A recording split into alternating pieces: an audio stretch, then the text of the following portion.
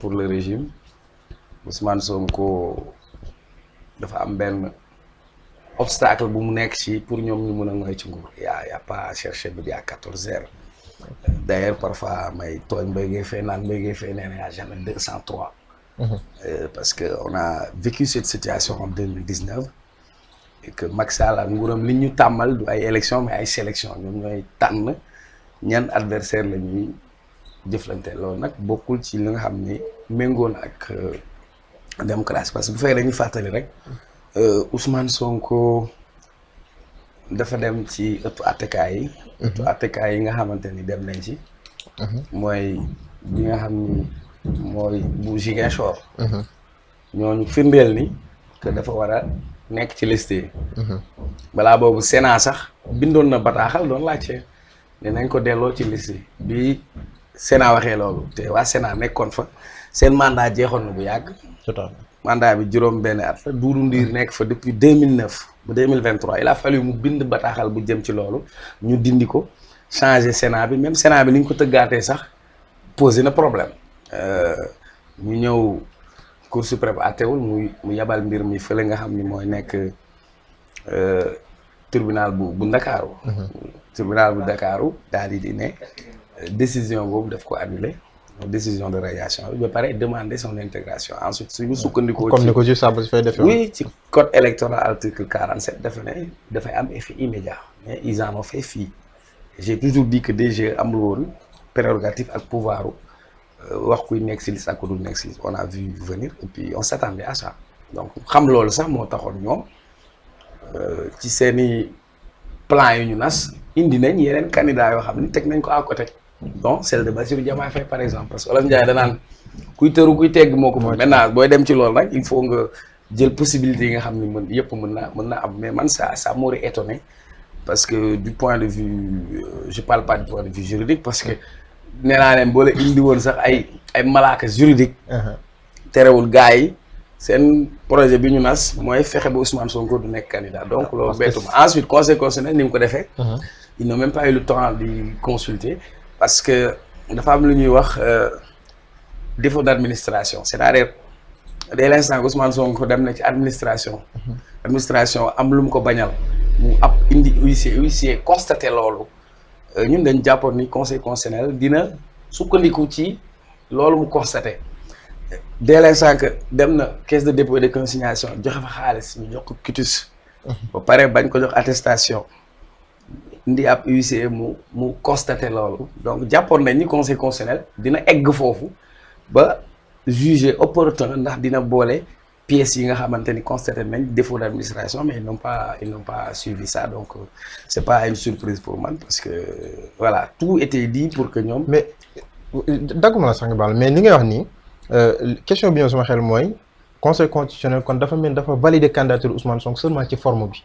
mais duggul ci fond bi jotul gëstu pièce bi manqué ana lan moo ko tax a manqué. voilà ngir nag mën a introsé wu ci. tu as tout compris. et puis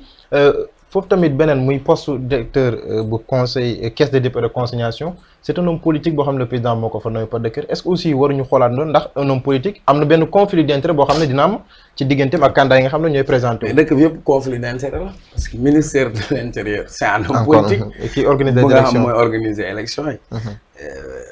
xam nga ne ku yokkul da ngaa wàññi. parce que Abdou Diouf bu alternance amee Sénégal en 2000 c'est vrai que Abdoulaye Wade gagné na mais Abdou Diouf créé na condition yi tax élection démocratique mën a am. je rappelle Abdou Diouf il avait pris un général Cissé pour mu organiser élection yi. Abdoulaye Wade loo ko mën a waxal. bi opposition bi ne Ousmane Ngom du organiser élection yi dafa ñëw mu créer ministre chargé des élections il faut dire que intérieur wàllu sécurité la à part ak administration territoriale élection beneen matière la donc Abdoulaye avait pris Cheikh Gueye pour en faire son ministre chargé des élections mais cette fois-ci Macky ci li mu matt jàpp ci mosu see jóg donc naturellement il y a conflit d'intérêt ensuite mooy li may wax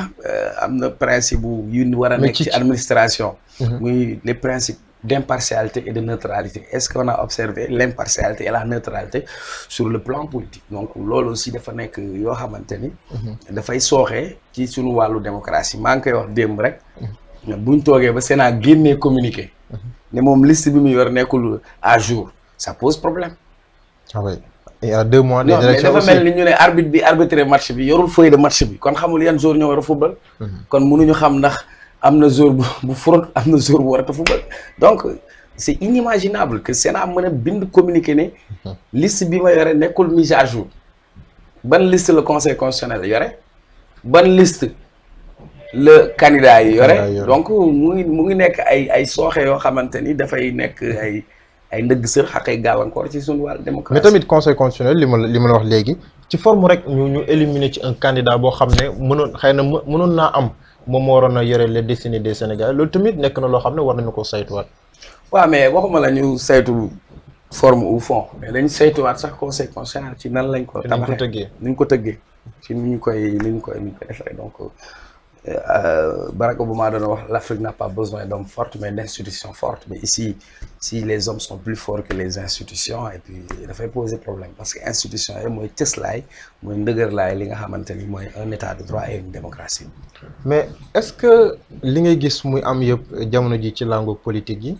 scandale yi ñuy tudd ci parrainage bi ca conseil constitutionnel ak vérification 93 candidats déposés finalement 21 ñoo jàll étape parrainage boobee ak opposition bi ñu gis ñuy taxawalaat yeneen i front ngir attaquer conseil constitutionnel wala parrainage bi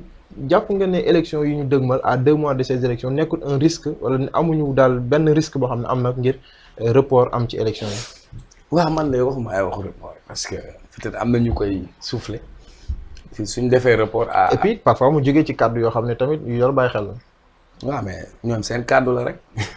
kàddu la rek ay kàddu bu jar a bàyyi xel gars yi ñooy kàddu seen kàddu rek s'il y a un report à qui profite le report il faut se poser cette question. Parce que là nous sommes presque à 40. À moins de 2 mois. Oui mais Macky Sall mandat jeex na si on fait un report. Ce sera profitable à Macky Sall mu toogaat ci nguur donc kii wax lan moo tax mu wax c'est quoi son projet qu'est-ce qui se cache derrière donc ku nekk ak li muy wax lan moo ko tax a jóg maintenant beneen bi. donc tamit est-ce que l'opposition dans son combat warul démarrer ak intelligence boobu mën a bañ a maye occasion boo xam ne dina tax report. oui mais l'opposition ils ont posé l'acte fan yële passé gis nga ils ont fait avec le retrait de. voilà parce que du recours concernant le décret de nomination. loolu dafay wane ni que ñoom. bëgguñu woon permettre régime bi am benn buntu bu mu mën a am porox ndoolu pour mën a def report donc ça c'est duggoon nañ ci après